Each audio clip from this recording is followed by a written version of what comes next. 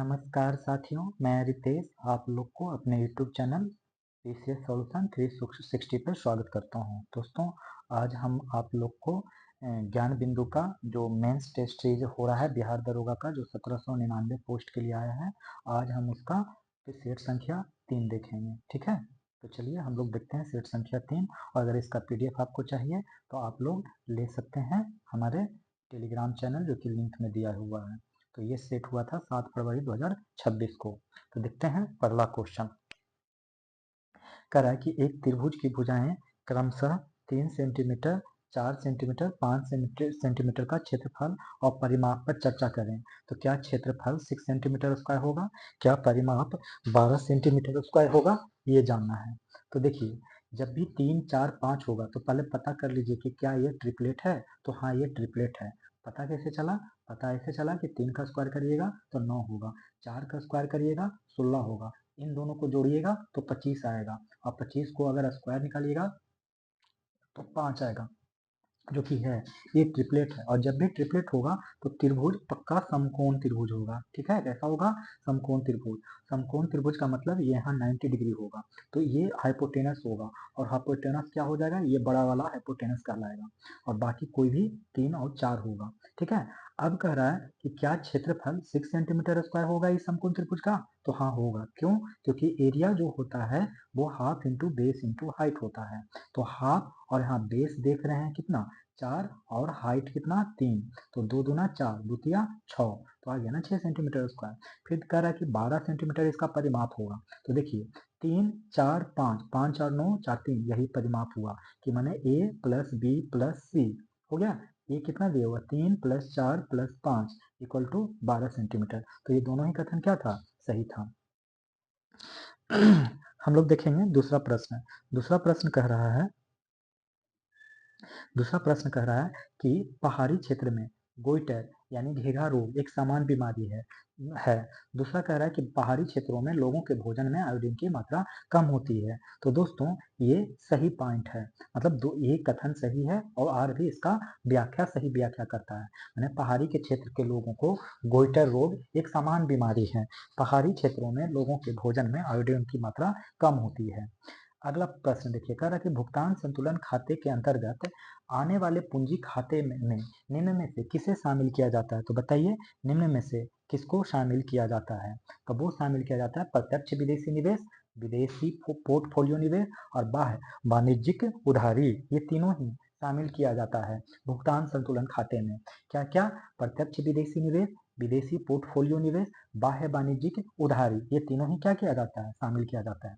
न्यायिक सक्रियता के संदर्भ में निम्न कथनों पर विचार करें और विचार करके आपको सही कथन चुनने कह रहा है। तो चलिए विचार करते हैं। किसके संदर्भ में कह रहा है? न्यायिक सक्रियता के संबंध में। तो न्यायालय विधायी और कार्यपालिका के क्षेत्र में हस्तक्षेप करता है। ये बात बिल्कुल सही है कि न्यायालय जो है वो विधायिका और कार्यपालिका के क्षेत्र में हस्तक्षेप करता है।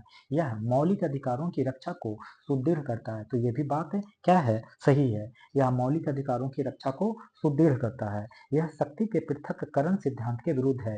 ये भी बात सही है कि यह शक्ति के पृथक्करण सिद्धांत के विरुद्ध है। तो ये भी बात क्या सही है? सही है, यानी डी हो जाएगा।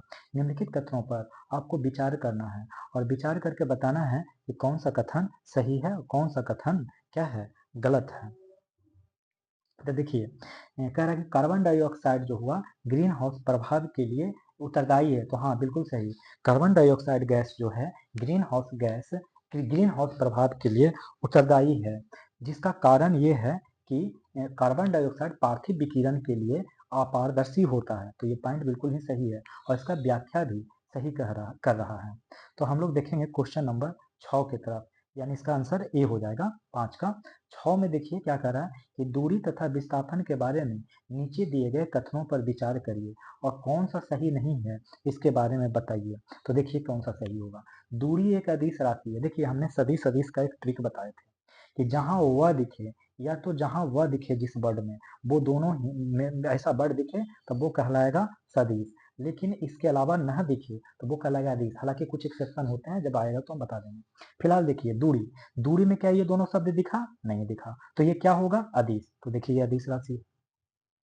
जबकि विस्थापन सदिश राशि है। तो ये बात बिल्कुल क्या है? सही है, यानी पहला पॉइंट तो सही हो गया। दूसरा कह रहा है कि दूरी में परिमाण तथा दिशा दोनों ही होते हैं, जबकि विस्थापन में केवल परिमाण होता है। नहीं, देखिए होता क्या है, ये जो सदिश होते हैं ना, सदिश में दिशा और परिमाण दोनों होता है, लेकिन अदिश की बात करें तो उसमें सिर्फ परिमाण होता है, ना कि दिशा होता है। मतलब ये हुआ कि दूरी दूरी क्या हुआ, अदिश राशि, तो इसमें सिर्फ परिमाण होना था, दिशा नहीं होना था। जबकि विस्थापन सदिश है, इसमें परिमाण तो होता ही, साथ साथ दिशा भी होना था, इसलिए यह स्टेटमेंट गलत हो गया।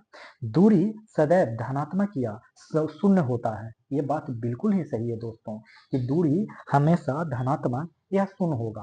लेकिन कह रहा है कि विस्थापन धनात्मक तथा ऋणात्मक हो सकती है, परंतु कभी शून्य नहीं हो सकती। ये बिल्कुल ही गलत पॉइंट है, ठीक है, तो ये गलत है, क्योंकि शून्य यहाँ कह रहा है कि नहीं हो सकता, बल्कि शून्य हो सकता है दोस्तों, ठीक है।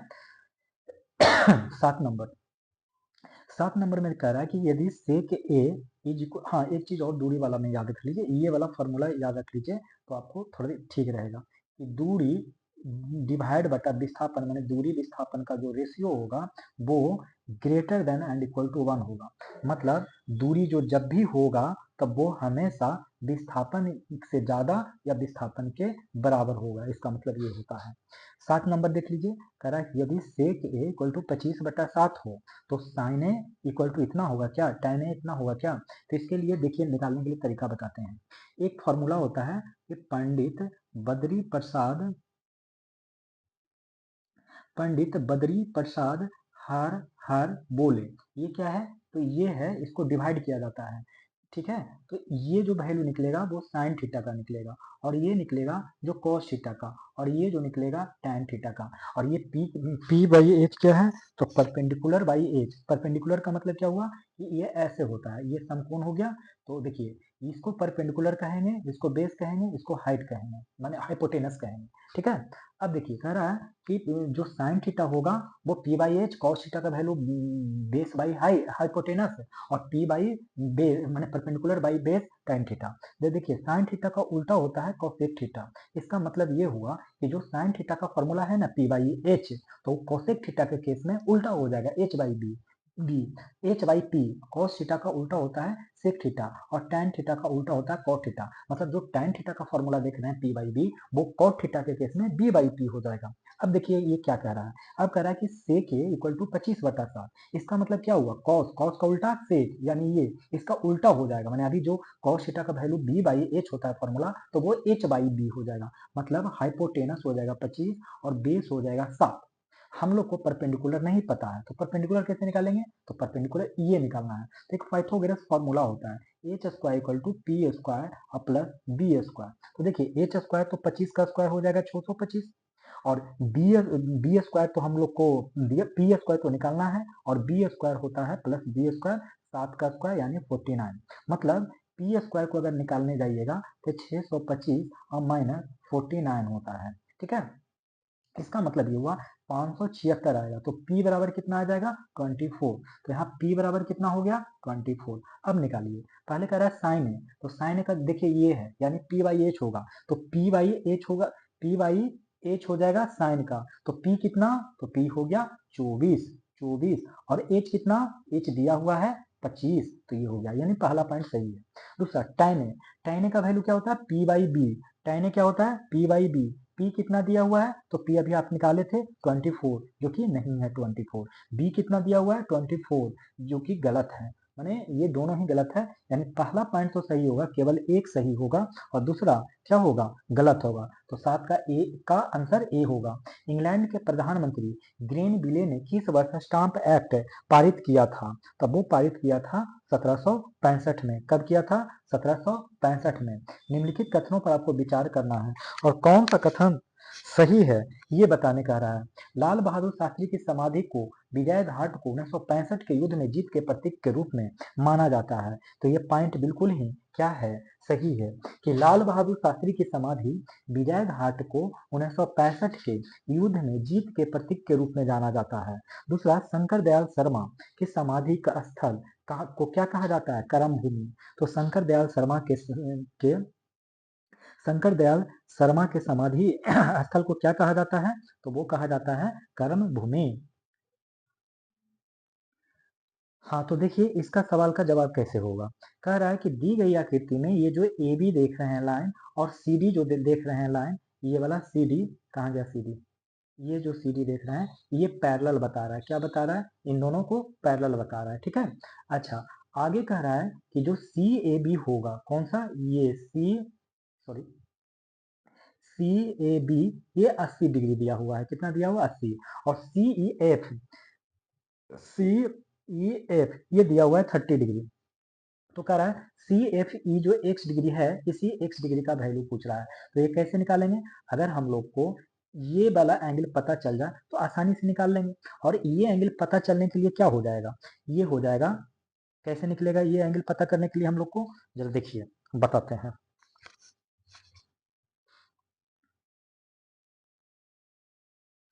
ये जब दोनों एंगल, दोनों लाइन पैरेलल है और ये बाइसेक्ट कर रहा है, तो जो एंगल ये होगा वही एंगल क्या हो जाएगा, ये वाला हो जाएगा, यानी 80 हो जाएगा। तो अब इस ट्रायंगल में देखिए 80 डिग्री प्लस 30 डिग्री और plus x degree equal to होना चाहिए 180 डिग्री, यानी 80 30 100, कितना, 110 ना, कितना हो जाएगा, 80 30, सॉरी,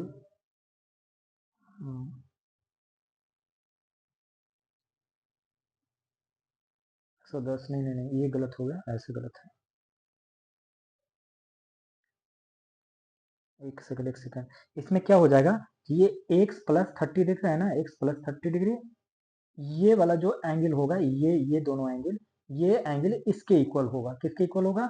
इसके इक्वल होगा। तो x इक्वल टू कितना होगा? 50 degree. x equal to 50 degree. समझ गए?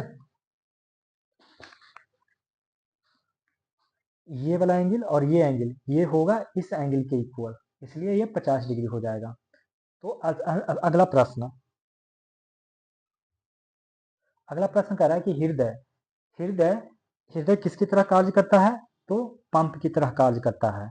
सही सुमेलित करने कह रहा था, तो हृदय पंप की तरह कार्य करता है। धमनिया, धमनिया किसकी तरह कार्य करता है? तो ऑक्सीजन युक्त रक्त का संचरण करता है, ऑक्सीजन युक्त रक्त का संचरण करता है। शिराएं ऑक्सीजन रहित रहित रक्त का संचरण करती है। 12 नंबर, सूची 1 को सूची 2 से मिलान करने कह रहा है। तो नीचे दिए गए पुट को सही तरीके से मिलान करने कह रहा है। तो देखिए, भारतीय शस्त्र अधिनियम कब आया? 1878 में। शाही पद अधिनियम कब आया? तब वो आया 1876 में। फिर भारत उच्च न्यायालय अधिनियम कब आया? तब वो आया है 1861 में। भारतीय विवाह विच्छेद अधिनियम कब आया? 1869 में। निम्नलिखित में से कार्य की बीमा क्या है? तब वो कार्य की बीमा क्या होगा? तब वो होगा M L square T minus two. कार्य की बीमा M L square T minus two. पूछ रहा है कि असत्य कौन है, ये बताइए। तो देखते हैं कि असत्य कौन है।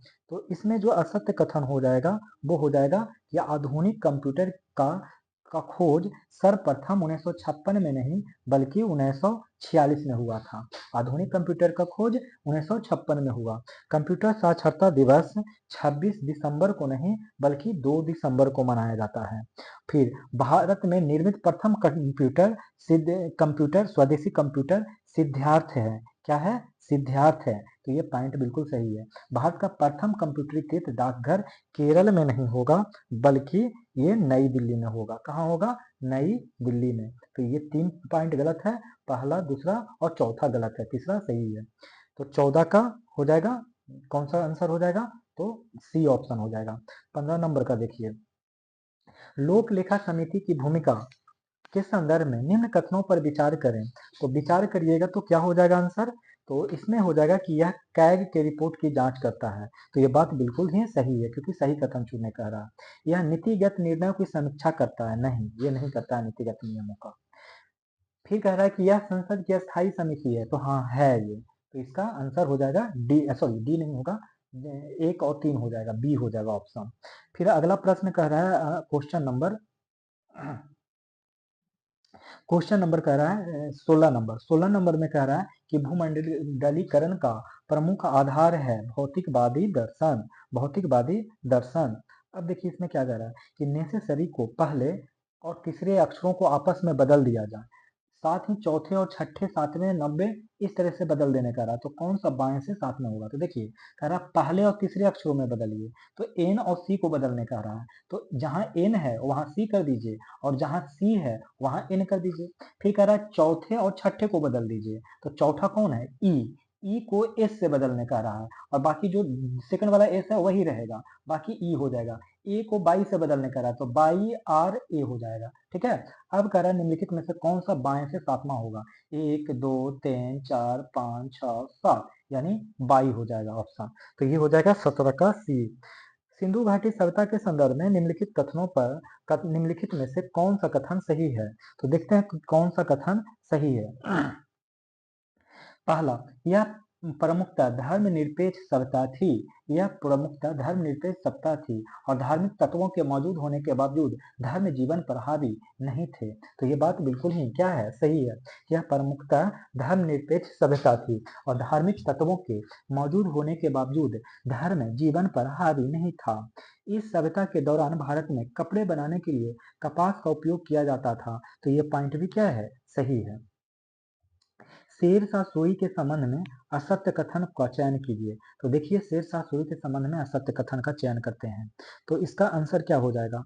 इसका आंसर हो जाएगा सी, असत्य कथन यही होगा कि इनके काल में भू राजस्व की दर 1/7 भाग नहीं बल्कि 1/3 भाग थे। कितना भाग था? 1/3 भाग। इनके काल में भूमि माप के लिए गज ए सिकंदरी का प्रयोग किया जाता था। पॉइंट सही है, इनके काल में भूमि माप के लिए गज ए सिकंदरी का प्रयोग किया जाता था। इन्होंने सर्वप्रथम सासाराम में कबूलियत एवं पट्टा प्रणाली का शुभारंभ किया। तो ये भी बात सही है कि इन्होंने सर्वप्रथम सासाराम में कबूलियत एवं पट्टा प्रणाली का शुभारंभ किया। इन्होंने पाटलिपुत्रा को पटना के रूप में पुनः स्थापित किया। तो ये भी बात सही है कि इन्होंने पाटलिपुत्रा को पटना के रूप में स्थापित किया। निम्नलिखित में से फिर से आपको असत्य युग में तलाशना है, तो असत्य तलाशिएगा तो क्या हो जाएगा? कह रहा है कि देखिए ये इसमें इस तरीके से बनाया गया, ये भारत का उत्तर हो गया, ये भारत का दक्षिण हो गया, ये भारत का पूरब हो गया, ये भारत का पश्चिम हो गया।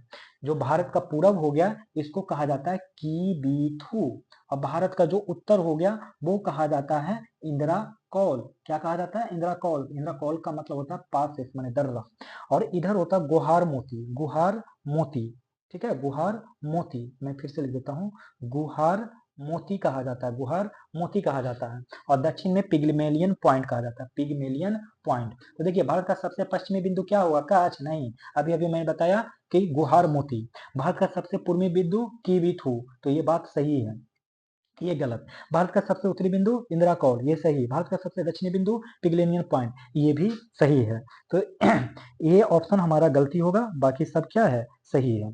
तो हम लोग 21 नंबर का प्रश्न देखते हैं।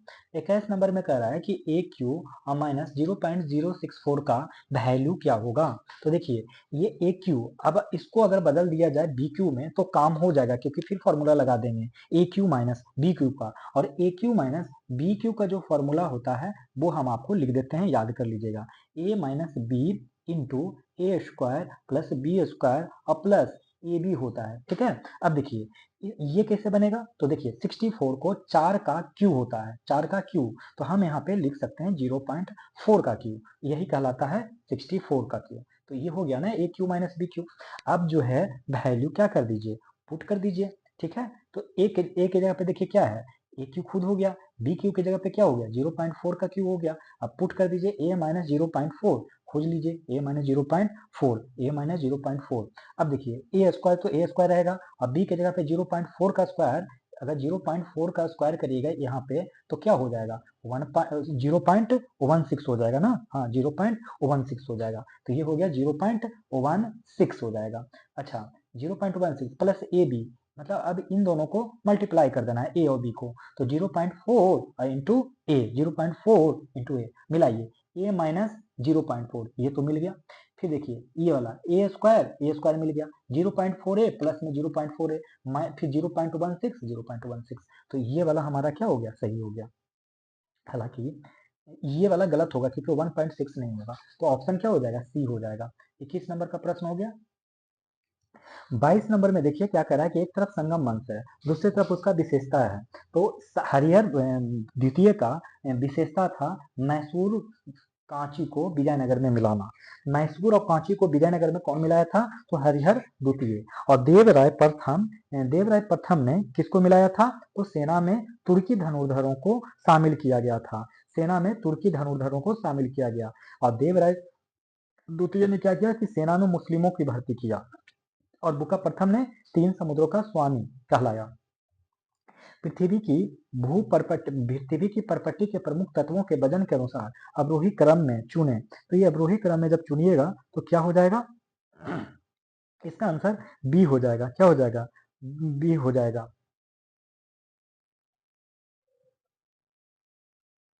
Oxygen, aluminium, calcium, sodium. इसका आप लोग ऐसे याद कर लीजिए कि ओ सियाल फेकाना का मैग्नीशियम। अब ये क्या है देखिए, ओ सियाल, ओ का मतलब ऑक्सीजन, इस तरीके से ऐसे हो जाएगा, ठीक है, ऐसे। अब इसी में से ये 4 गो निकाल के दिया है। तो ओ का मतलब ऑक्सीजन, एसाई का मतलब सिलिकॉन, अल्युमिनियम, और ये फेकाना का मतलब फेरस यानी आयरन, आयरन हो जाएगा मतलब लोहा। ये हो गया कैल्शियम, और ये हो गया Na मतलब सोडियम, ये पोटेशियम और मैग्नीशियम, ठीक है। 24 राज्य के नीति निर्देशक तत्व के अधीन कौन सा एक उपबंध नहीं है? तो कौन सा एक उपबंध नहीं है? तो ये भारत के सभी लोगों के समरसता एवं समानता भातृत्व की भावना को बढ़ावा देने का उपबंध। तो ये डीपीएसपी में नहीं बल्कि फंडामेंटल ड्यूटी में आता है। बाकी डीपीएसपी यानी राज्य की नीति निर्देशक तत्व में ये तीनों ही पॉइंट आता है। यानी ये डीपीएसपी में नहीं आता है तो फंडामेंटल ड्यूटी में आता है। यही ऑप्शन हम लोग को ढूंढा था। फिलहाल देख लीजिए कि डीपीएसपी में क्या आता है कि 6 वर्ष से कम आयु के बच्चों को शिक्षा एवं देखभाल, और दूसरा कार्यपालिका से न्यायपालिका का पृथककरण का उपबंध, और पर्यावरण संरक्षण एवं संवर्धन का अधिकार।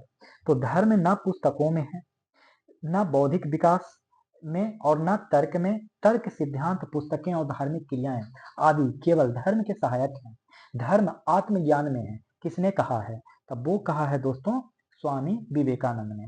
धर्म न पुस्तकों में है, न बौद्धिक विकास में, और न तर्क में। तर्क, सिद्धांत, पुस्तकें और धार्मिक क्रियाएं आदि केवल धर्म के सहायक हैं। धर्म आत्मज्ञान में है। किसने कहा? तो वो कहा है स्वामी विवेकानंद ने। द कंसिक्वेंस ऑफ मॉडर्निटी पुस्तक के लेखक कौन है? तो पुस्तक के बोल जो लेखक हैं वो हैं,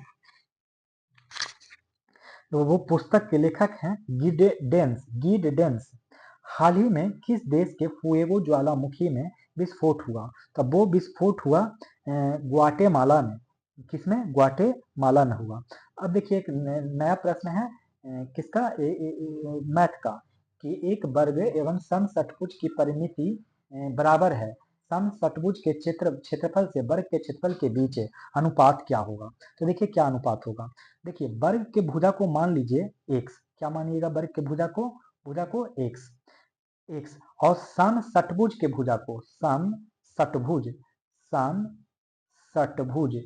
समषटभुज के भुजा को मान लीजिए y, ठीक है। अब कह रहा है कि 4x, क्यों? क्योंकि वर्ग का परिमिति क्या होता है? 4x, और इसका हो जाएगा 6y, इसका हो जाएगा 6y, इसका परिमिति माने परिमाप। तो यानी रेशियो क्या हो गया? 4x रेशियो 6y, यानी कि 2x और 3y, यानी x का वैल्यू कितना हो जाएगा? 3, x का वैल्यू कितना हो जाएगा? 3, और y का वैल्यू कितना हो जाएगा? 2, ठीक है। ये हो गया x का वैल्यू 3 और y का वैल्यू 2।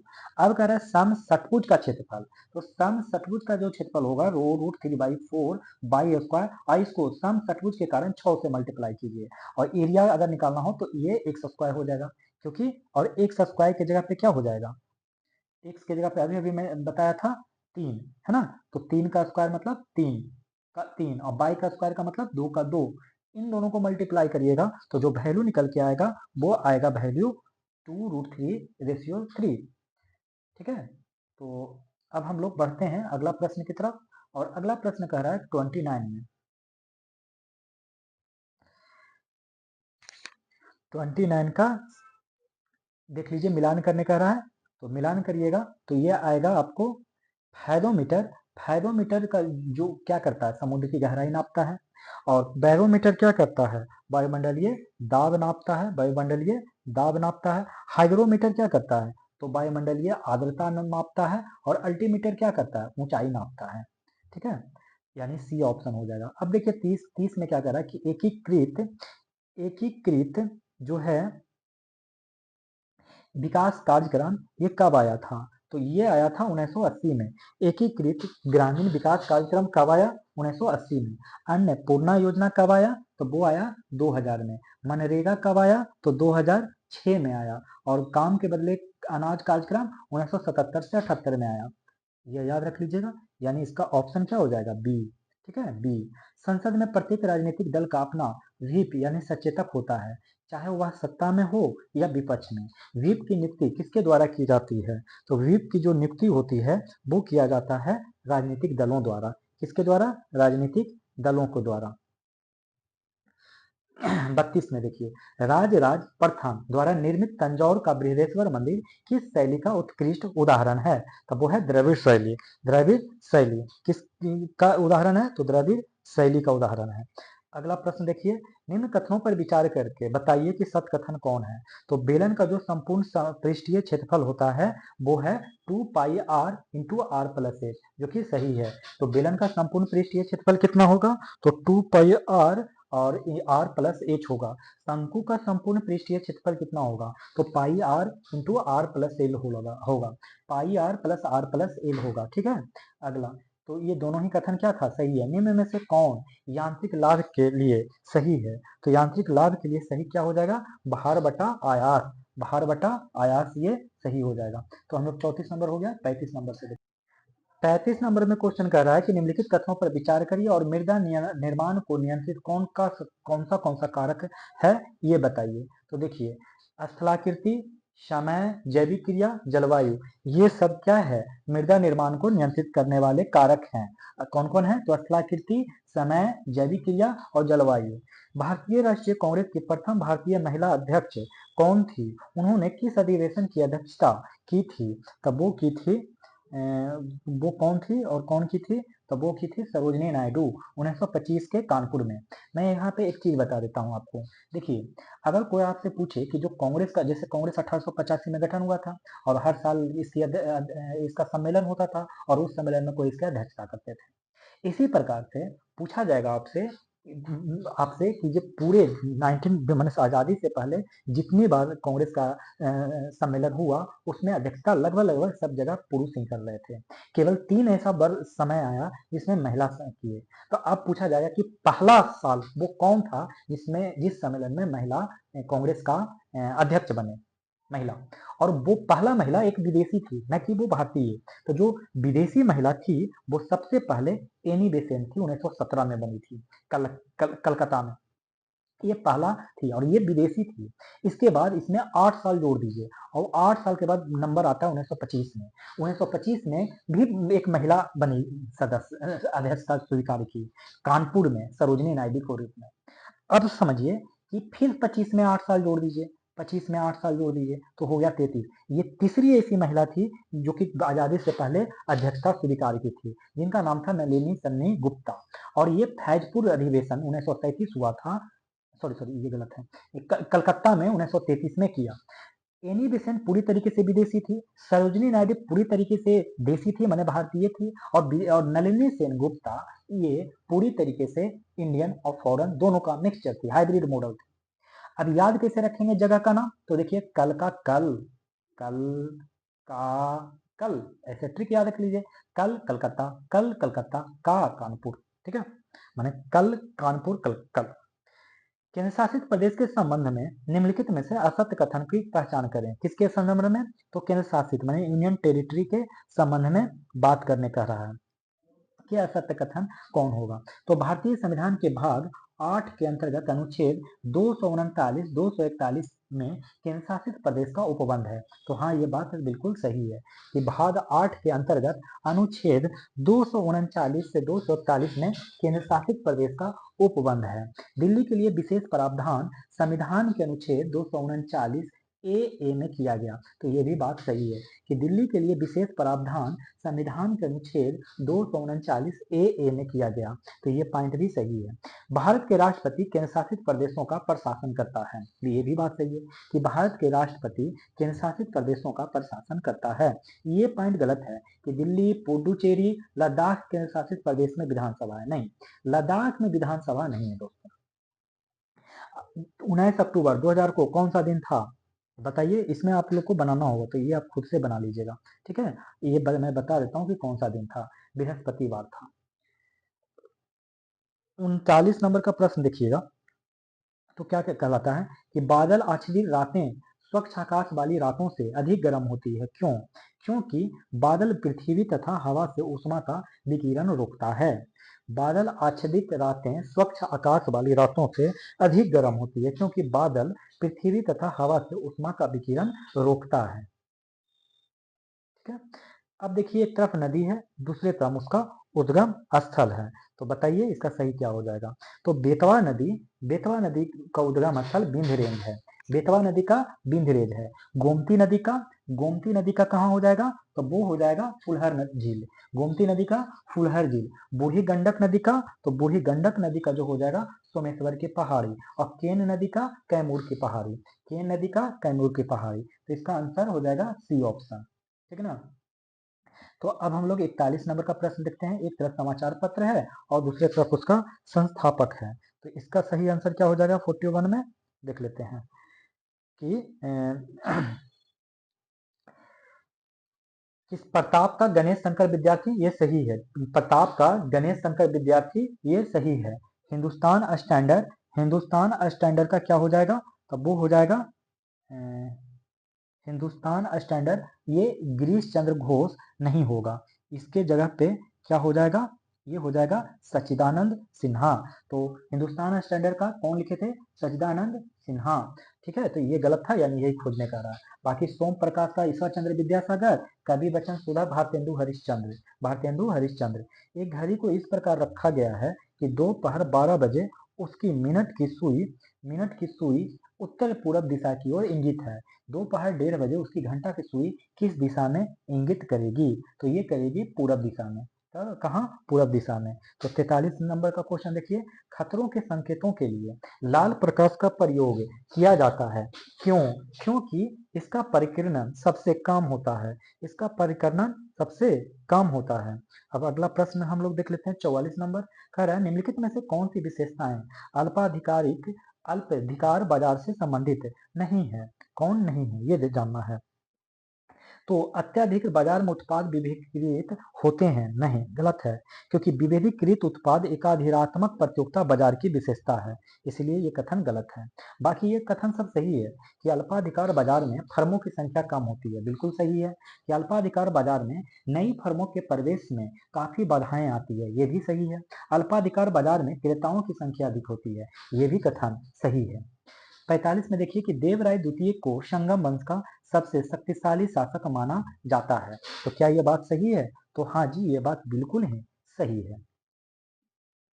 दूसरा कह रहा है कि उसके शासन काल में विजयनगर साम्राज्य का क्षेत्रीय विस्तार सिलोन से उड़ीसा तक हो गया था। तो ये भी कथन सही है और इसका कारण भी सही दिया गया, यानी ऑप्शन ए हो जाएगा। 46 में देख लीजिए, कह रहा है शब्द आइसोफाइट किसे संदर्भित करता है? तो वो करता है वनस्पतियों की समान ऊंचाई वाले स्थानों को मिलाने वाली रेखा। वनस्पतियों की समान ऊंचाई वाले स्थानों को मिलाने वाली रेखा। अगला प्रश्न है, यदि लोकसभा भंग हो जाए तो अध्यक्ष का पद कब रिक्त होता है? तब वो रिक्त जो होता है नई लोकसभा की पहली बैठक के ठीक पहले तक वे पद पर बने रहते हैं। यदि लोकसभा भंग हो जाए तो अध्यक्ष का पद कब रिक्त होता है? तो नई लोकसभा की पहली बैठक के ठीक पहले तक वे पद पर बने रहते हैं। अब 48 नंबर का प्रश्न देखते हैं। 48 नंबर का प्रश्न क्या कहता है?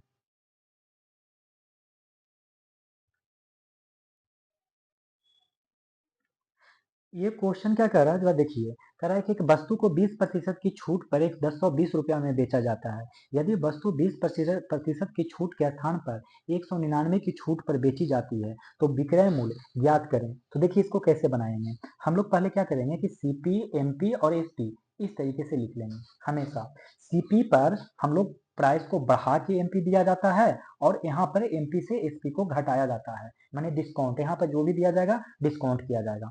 अभी कह रहा है ये मामला कि 1020 रुपया में बेचा जाता है, माने एसपी कह रहा है 1020 होगा। ये कब होगा? जब 20% की यहाँ पे छूट दिया जाएगा। जो यहाँ डिस्काउंट दिया जा रहा है वो कितना दिया जा रहा है? 20%। तो 20% का फ्रैक्शन वैल्यू 1/5 और इसका डिस्काउंट का मतलब हो गया 4/5, मतलब 5 इसका मार्केट प्राइस था और 4 इसका सेलिंग प्राइस हुआ, और यही 4 यूनिट बराबर 1020।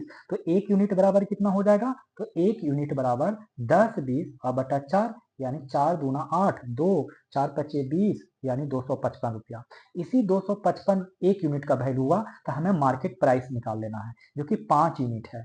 5 यूनिट का मतलब 5x, तो 5 गुना 255, इसको मल्टीप्लाई करिए तो 5 पचे 25 के 5, बाकी हाथ में 2, 5 पचे 25 और 2 27 के साथ, बाकी हाथ में 2, 5 में 10 2 12, यानी मार्केट प्राइस क्या हो गया? 1225, 1275। अब कह रहा है कि यही जो 1275 में ना 199 रुपया की छूट होता है, छूट दे तो फिर एसपी क्या हो जाएगा? यानी इस एमपी में 199 रुपया का जो छूट दे तब बेचना होगा, तो यही एसपी का वैल्यू निकल जाएगा। घटा दीजिएगा, आंसर आ जाएगा। 15 में से 9 जाएगा 6, 16 में से 9 जाएगा 7, और बच गया 1 में से 1 जाएगा 0, यानी 1076। मूत्र का पीला रंग किसकी मौजूदगी के कारण होता है? तो वो होता है यूरोक्रोम के कारण। किसके कारण? यूरोक्रोम के कारण। मेहरौली के लौह स्तंभ किस सम्राट की उपलब्धियों का वर्णन करने वाला अभिलेख हेतु प्रसिद्ध है? तब वो है चंद्रगुप्त द्वितीय। मेहरौली के लौह स्तंभ किस सम्राट की उपलब्धियों का वर्णन करने वाला अभिलेख हेतु प्रसिद्ध है? चंद्रगुप्त द्वितीय। अल्फा बीटा गामा नामक श्रेणियों में जैव विविधता को अल्फा बीटा और गामा नामक श्रेणियों में किसने विभाजित किया था? तब वो विभाजित किया था किसने? तब वो किया था R.H. व्हिटेकर ने। जैव विविधता को अल्फा बीटा और गामा नामक श्रेणियों में किसने विभाजित किया था? R.H. व्हिटेकर। पेरेनीज पर्वत किन दो देशों के मध्य सीमा का निर्धारण करता है? तब वो करता है किनके बीच? वो देख लीजिए, वो करता है फ्रांस और स्पेन के बीच। फ्रांस और स्पेन के बीच पेरेनीज पर्वत करता है। अब देखिए इसमें कह रहा है कि निम्नलिखित बंटन का माध्य क्या होगा, तो इसमें कैसे निकालेंगे यही, तो इसका एक मैं इसका जो फॉर्मूला होता है माध्य निकालने का वो हम बता देते हैं कि sigma F I into X I और डिवाइड सिग्मा एफ आई होता है, ठीक है, यानी फिक्सी अपॉन एफ आई। अब इसमें क्या होगा? एफ आई होगा छात्र की संख्या, ये होगा एफ आई, और एक्स आई होगा अंक, ठीक है, एक्स आई। अब आराम से फॉर्मूला पुट कर लीजिए कि समेशन ऑफ फिक्सी, यानी इन दोनों को मल्टीप्लाई कीजिए, इन दोनों को मल्टीप्लाई कीजिए और सबको जोड़ दीजिए। क्या कर दीजिए? सबको जोड़ दीजिए और डिवाइड कर दीजिए समेशन ऑफ एफ आई से, माने 63 और प्लस 62 और प्लस 59 और प्लस 17 और प्लस 70, इन सबको कर दीजिए, तो जो आंसर आएगा ना वो 52 आएगा, डी ऑप्शन। G20 शिखर सम्मेलन 2025 की थीम क्या थी? तो उसकी थीम क्या थी दोस्तों? तो वो था एकजुटता, समानता, स्थिरता। G20 शिखर सम्मेलन 2025 की थीम क्या थी? एकजुटता, समानता, स्थिरता। The Man Who Divided India नामक पुस्तक के लेखक कौन है? तो उसके लेखक कौन है? तो वो है Rafiq Zakaria. The Man Who Divided India नामक पुस्तक के लेखक कौन है? रफीक जकारिया। अब हम लोग को देखना है अगला प्रश्न, और प्रश्न संख्या है 56। सीमेंट में जिप्सम क्यों मिलाया जाता है? तो वो इसलिए मिलाया जाता है ताकि सीमेंट के जमने में विलंब के लिए। सीमेंट में जिप्सम क्यों मिलाया जाता है? तो सीमेंट के जमने में विलंब के लिए। चोल काल में प्रचलित साला भोग क्या थी? तो साला भोग की भूमिका प्रकार क्या थी? भूमिका प्रकार। अब अगला प्रश्न देख लीजिए, कह रहा है कि दिए गए चित्र में कितने वर्ग हैं? तो देखिए कितने वर्ग होंगे। इसको बनाने का तरीका क्या होगा कि ये देखिए, ये भी वर्ग, ये भी वर्ग, ये भी वर्ग, ये भी वर्ग, यानी 1 2 3 4, 1 2 3 4, ये हो गया। इधर देखिए, ये भी वर्ग, ये भी वर्ग, ये भी वर्ग, ये भी वर्ग, यानी 1 2 3 4, ये अपने आप में भी एक वर्ग है। जब ऐसा कंडीशन हो कि इधर 4 है, इधर भी 4 हो, तब क्या करिएगा कि इस तरीके से ऐसे कर लीजिएगा। बताते हैं कि कैसे करना है आपको। 58 नंबर है ना क्वेश्चन? हाँ, 58 नंबर।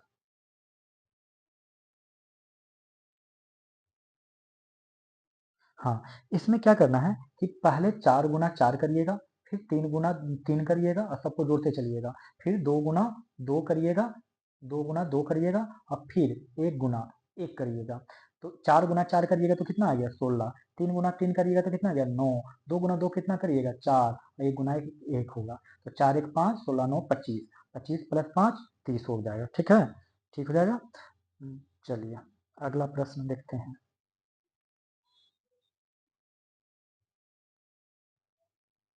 कि भारत का राष्ट्रीय धरोहर पशु कौन है? भारत का राष्ट्रीय धरोहर पशु एशियाई हाथी है। पूर्ण आंतरिक परिवर्तन की घटना तब होती है जब जब प्रकाश का सघन माध्यम से विरल माध्यम में जाता है और घटना का कोण क्रांति कोण से बड़ा होता है। पूर्ण आंतरिक परिवर्तन कब होता है, परावर्तन कब होता है? जब प्रकाश सघन माध्यम से विरल माध्यम में जाता है और घटना का कोण क्रांति कोण से बड़ा होता है। परमाणु के नाभिक में एक न्यूट्रॉन बढ़ जाने से क्या होता है? तो वो बढ़ जाने से क्या होता है दोस्तों, जो बताइए। तो वो हो जाता है, एक सेकंड बताते हैं, 61 का सी, परमाणु का परमाणु भार बढ़ जाता है। परमाणु के नाभिक में एक न्यूट्रॉन बढ़ जाने से परमाणु का परमाणु भार बढ़ जाता है। निम्नलिखित युग्मों पर विचार करें और सही युग्म का चयन करें। तो देखिए सही युग्म में क्या हो जाएगा। भारत की सबसे लंबी सुरंग चेनानी नासिक सुरंग होगा क्या? नहीं, पीर पंजाल सुरंग। कौन सा हो जाएगा इसके जगह पे? तो पीर पंजाल सुरंग हो जाएगा। ठीक है, तो ये वाला गलत हो गया। भारत का सबसे लंबा बांध हीरा कुंड बांध हो जाएगा। तो क्या ये सही है? तो हाँ जी, ये सही है। भारत का सबसे लंबा राष्ट्रीय मार्ग नेशनल हाईवे 7 है क्या? नहीं, नेशनल हाईवे 44 है। तो ये वाला पॉइंट गलत हो जाएगा, यानी केवल 2 सही है। कौन सा है? केवल 2 सही है। अगला 63 नंबर का देखिए, एक तरफ पुरस्कार और दूसरी तरफ इसका क्षेत्र देखते हैं। तो क्या हो जाएगा इसका मतलब, क्वेश्चन नंबर 63। क्वेश्चन नंबर 63 की तरफ हम लोग बढ़ने का प्रयास करते हैं।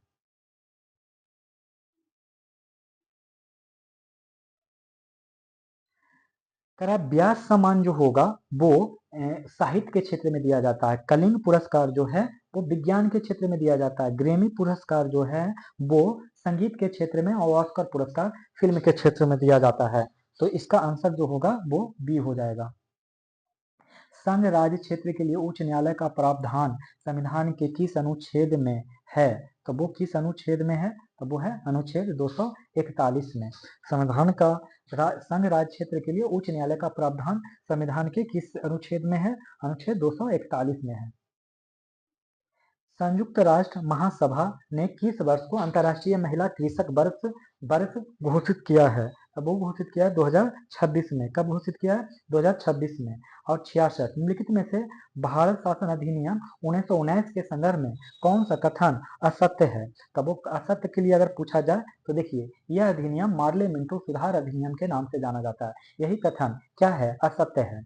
कि इसको मार्ले मिंटो सुधार नहीं बल्कि मॉन्टेग्यू चेम्सफोर्ड सुधार कहा जाता है। और इस अधिनियम में केंद्रीय व प्रांतीय विषयों को अलग कर दिया गया था। यह बात सही है कि इसी अधिनियम में केंद्रीय व प्रांतीय विषयों को अलग कर दिया गया था। भारत शासन अधिनियम 1919 में लागू हुआ था। जो भारत शासन अधिनियम है 1919 वाला, वो कब लागू हुआ था? 1921 में। और मॉन्टेग्यू भारत के राज सचिव एवं लॉर्ड चेम्सफोर्ड भारत के वाइसराय थे। तो ये पॉइंट भी बिल्कुल क्या है? सही है। अब कह रहा है कि एक शंक्वाकार बर्तन, इसको देखते हैं। चलिए इस प्रश्न को देखिए। कह रहा है कि एक शंकुकार बर्तन है, उसका आधार का त्रिज्या 31 सेंटीमीटर है और ऊंचाई 45 सेंटीमीटर है। बर्तन में पानी तक डाला जाता है जब तक कि वह 2/3 भाग भर न जाए। बर्तन में पानी का याद करिएगा। देखिए कितना भाग भरने का कह रहा है? 2/3। ध्यान रखिएगा। तो 2/3 भाग बढ़ गया, भरना है। और कह रहा है कि शंक्वाकार बर्तन का आयतन पहले निकालना होगा। तो आयतन होता है का आयतन का फॉर्मूला होता है 1/3 पाई आर स्क्वायर एच। तो 2/3 भाग भरना है तो 1/3, पाई का वैल्यू 22/7 और आर का वैल्यू देखिए दिया हुआ है त्रिज्या 31 गुना 31 और एच का वैल्यू दिया हुआ है 45। इसको कैलकुलेशन करिए तो कैलकुलेशन करके आ जाएगा 9610 सेंटीमीटर क्यूब। मस्तिष्क का कौन सा हिस्सा सांस लेने को नियंत्रित करता है? तो मेडुला।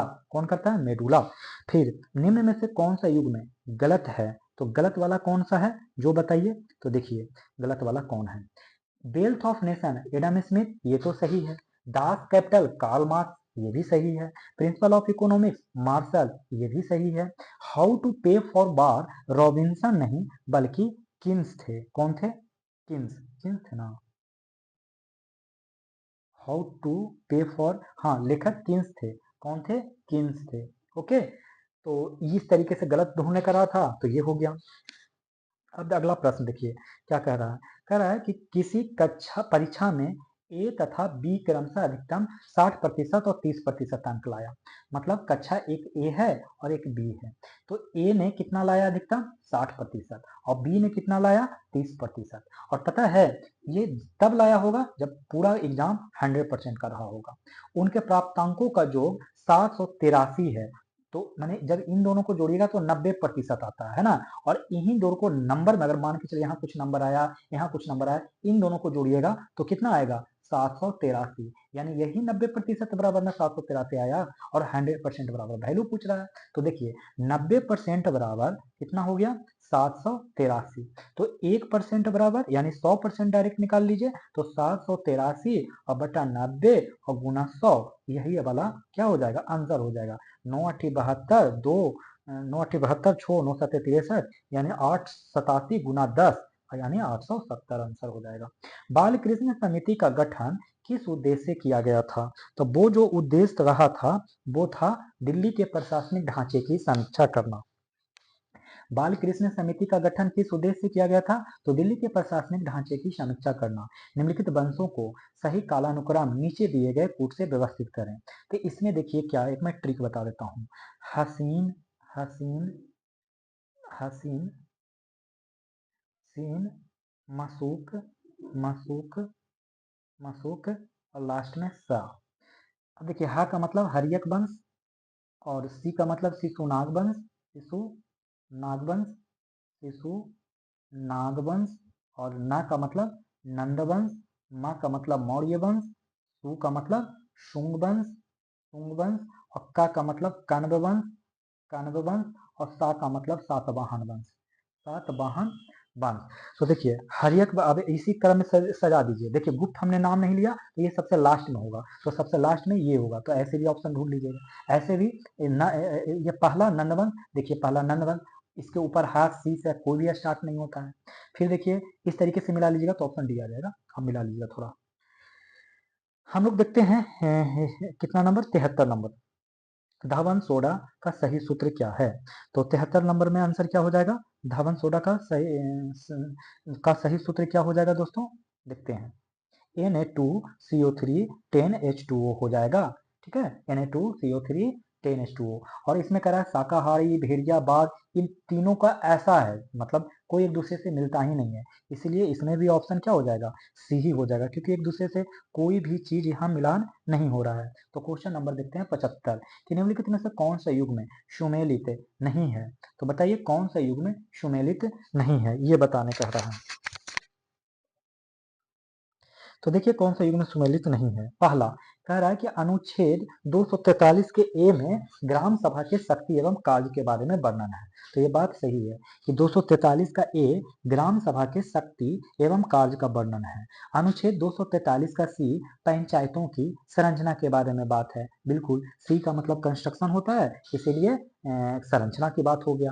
फिर 243 के एफ में पंचायत सदस्य के लिए अयोग्यता के बारे में बात करा मैंने, फायर के बात में कि किसी को सदस्य को कैसे फायर करें, कैसे हटाएं, इसलिए अयोग्यता के बारे में बात किया जा रहा है। और ओ में पंचायतों द्वारा कर लगाने की शक्ति नहीं होता है, बल्कि पंचायतों में निर्वाचन संबंधी मामलों में न्यायालय के हस्तक्षेप की बात किया जाता है।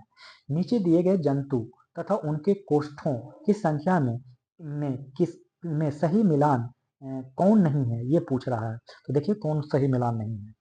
तिलचट्टा में 13, ये सही है। पक्षी तथा स्तनधारी में 4, ये भी सही है। मछली में 4 नहीं होता है दोस्तों, 2 होता है, ना कि 4 होता है।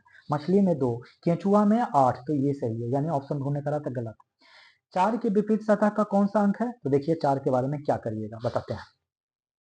ये 4 है ना, इसमें भी 4 है ना, तो ये 4, ये 4, ठीक है ना, इस वाले पासे में और इस वाले पासे में।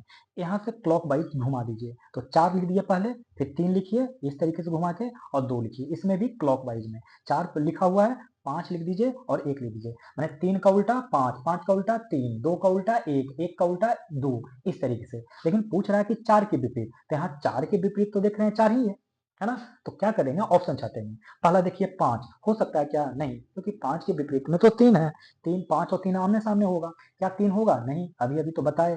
क्या 6 होगा, तो 6 तो दिख ही नहीं रहा है। क्या 2 होगा, 6 तो किसी भी पासे में दिख नहीं रहा है, तो 2 होगा क्या, तो 2, 2 के सामने तो 1 है, तो होगा नहीं, बच कौन गया, 6, यानी हमारा ऑप्शन 6 हो जाएगा। भारत की पहली तरल हीलियम क्रायोजेनिक सुविधा का उद्घाटन कहाँ किया गया, तब वो किया गया है दोस्तों आईआईटी बॉम्बे में। भारत की पहली तरल हीलियम क्रायोजेनिक सुविधा का उद्घाटन कहाँ किया गया, आईआईटी बॉम्बे में। कांग्रेस के किस अधिवेशन में राष्ट्रीय नियोजन समिति का गठन किया गया, जिसके अध्यक्ष जवाहरलाल नेहरू बने बने तो क्या हो गया, 79 का आंसर देख लेते हैं। 79 का जो आंसर हो जाएगा हरिपुरा अधिवेशन में। NaCl में कौन सा बंध है, तो यहाँ आयनिक बंध है। NaCl में कौन सा बंध है, तो आयनिक बंध है। ऑरेंज बुक किस देश की सरकारी दस्तावेज है, तो वो किस देश की सरकारी दस्तावेज है दोस्तों, तो वो है नीदरलैंड की। कौन से, नीदरलैंड की, ठीक है। अब देखिए कह रहा है कि साइनोकोवालामिन को भी कहा जाता है, क्या कहा जाता है सर दोस्तों, तो ये कहा जाता है विटामिन B12।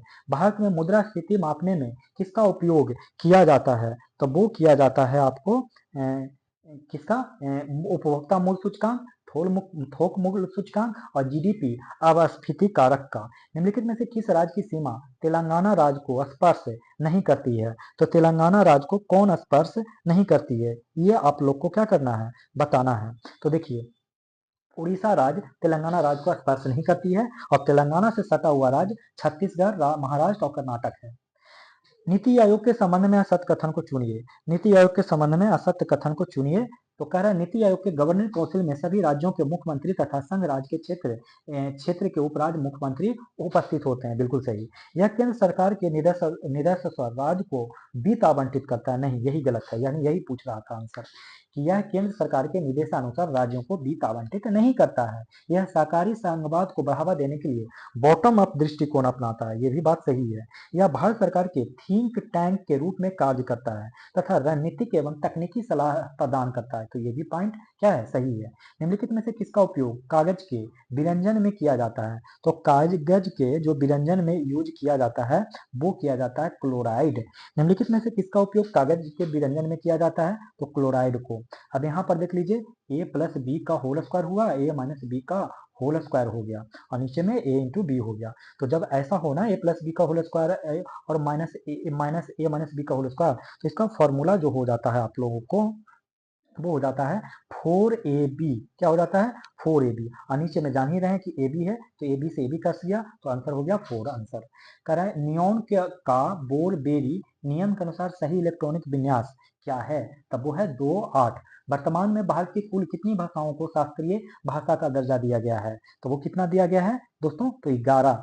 89 का क्या हो जाएगा, सी आंसर हो जाएगा। हम लोग देखेंगे 90 का।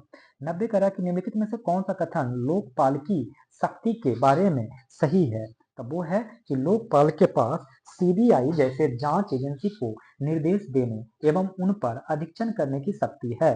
तो लोकपाल के पास CBI जैसे जांच एजेंसी को निर्देश देने एवं उन पर अधीक्षण करने की शक्ति है, तो ये हो गया ये वाला। कार्बोहाइड्रेट के अपघटनोपरांत अंतिम रूप से क्या बनता है, तब वो बनता है ग्लूकोज। क्या बनता है, ग्लूकोज। 1 किलोमीटर की दौड़ में AB को 400 मीटर तथा C को 200 मीटर से हरा देता है। AB को देखिए 3 गो आदमी है दौड़ने वाला, ठीक है, 3 गो आदमी है दौड़ने वाला। अब कहता है क्वेश्चन कि ए 400 मीटर ए जो है 400 मीटर बी को हरा देता है, मैंने 400 मीटर से, मतलब क्या हुआ कि 1 किलोमीटर का मतलब 1000 मीटर। जब ए जीत गया होगा, मैंने ए 1000 मीटर 1 किलोमीटर दौड़ गया होगा, उस वक्त बी कितना रहा होगा, 600 ही रहा होगा। और सी को कहता है 200 मीटर से हरा देता है, यानी सी उस वक्त कितना रहा होगा, 800 मीटर रहा होगा।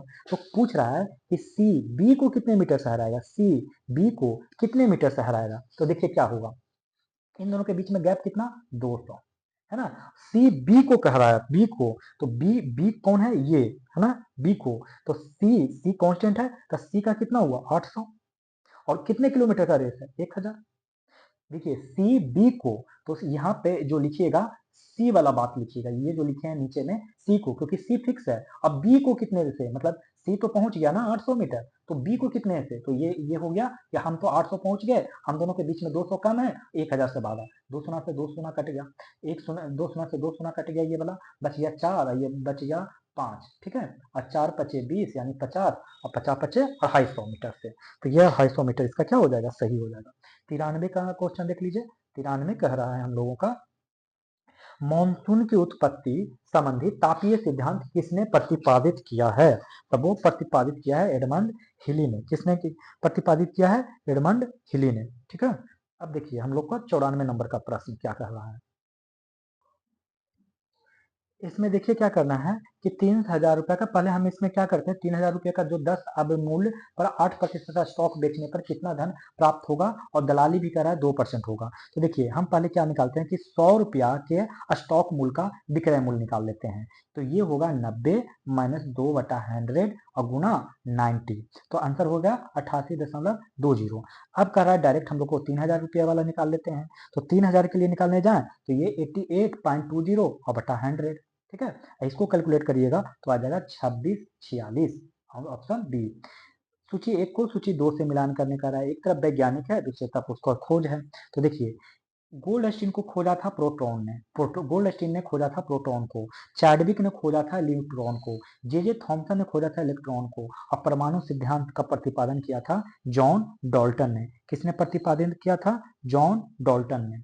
तो इसका आंसर क्या हो जाएगा, ए का दो, चैडविक का 3 यानी बी का 3 और सी का 4, इस तरीके से।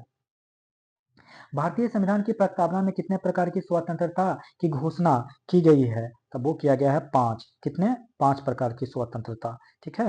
अब देखिए कौन कौन स्वतंत्रता है जानते हैं, विचार, अभिव्यक्ति, विश्वास, धर्म और उपासना। विचार, अभिव्यक्ति, विश्वास, धर्म और उपासना। 97 का देखिए, कारण निम्नलिखित में से किस संगठन ने भारत छोड़ो आंदोलन का आधिकारिक तौर पर समर्थन नहीं किया था, तब वो कौन नहीं किया था, तो वो किया था डी, मैंने हिंदू महासभा ने भी नहीं किया, मुस्लिम लीग ने भी नहीं किया, पंजाब की यूनियनिस्ट पार्टी ने भी, और भारतीय कम्युनिस्ट पार्टी ने भी। तो भारतीय कम्युनिस्ट पार्टी ने भी भारत छोड़ो आंदोलन का समर्थन नहीं किया, पंजाब की यूनियनिस्ट पार्टी ने भी नहीं, मुस्लिम लीग ने भी नहीं, और हिंदू महासभा ने भी नहीं।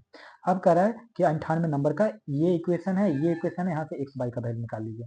तो देखिए इसको इक्वेशन 1 मान लीजिए, इसको इक्वेशन 2 मान लीजिए, जहां से कॉमा दिया उसको से 2। अब क्या करिए, इस प्लस यहाँ देख रहे हैं ना, यहाँ पर माइनस देख रहे हैं ना, इन दोनों को एलिमिनेट कराने का प्रयास करिए बाई वाला टर्म को। तो इक्वेशन 1 में क्या करिए कि कितने से गुणा कर दीजिए, 3 से, और जोड़ दीजिए इक्वेशन 2 को 2 से मल्टीप्लाई करके। तो पहला 3 से मल्टीप्लाई किए तो 3x प्लस 6y आ गया, और माइनस 3 आ गया। दूसरे को मल्टीप्लाई करिए तो 2 दूना 4x और माइनस 6y आ गया, और इधर 12 दूना 24 आ गया, तो 6y से 6y कैंसिल, और 4 3 7x हो गया, और 24 में से 3 जाएगा तो 21 बचेगा, क्योंकि यहाँ माइनस है। 7 या 21 हो जाएगा, x माइनस इक्वल टू 3, तो x इक्वल टू 3 यहाँ भी है, x इक्वल टू 3 यहाँ भी है। अब इस x इक्वल टू 3 को किसी भी इक्वेशन में पुट कर दीजिए, जैसे x plus 2y equal to minus 1, x का वैल्यू यहाँ 3 पुट करिए तो 2y इक्वल टू माइनस 1 होगा, तो 2y इक्वल टू माइनस 1 और माइनस 3, यानी 2y इक्वल टू माइनस 4 हो जाएगा, ठीक है। तो 2 से 2 4 कैंसिल, तो y इक्वल टू कितना हो जाएगा -2, तो x इक्वल टू 3 और y इक्वल टू -2, यानी बी ऑप्शन हो जाएगा, ठीक है। 99 नंबर का प्रश्न देख लीजिए क्या हो जाएगा। 99 नंबर का प्रश्न कह रहा है कि वैदिक काल के संबंध में कौन सा विकल्प असत्य है, तो वैदिक काल के संबंध में कौन सा विकल्प असत्य है ये बताइए। तो ऋग वैदिक काल में राज का मूल आधार ग्राम था, नहीं, यहाँ पर मूल अधिकार में जो मूल आधार जो था कुल था, क्या था, कुल, और इसी को ही परिवार कहते हैं, तो ग्राम नहीं था, यानी ये गलत है, यानी यही ऑप्शन क्लास में कह रहा था। बाकी देखिए ऋग वैदिक समाज में पितृसत्तात्मक समाज था, तो ये पॉइंट बिल्कुल सही है कि ऋग वैदिक काल में समाज में पितृसत्तात्मक समाज था।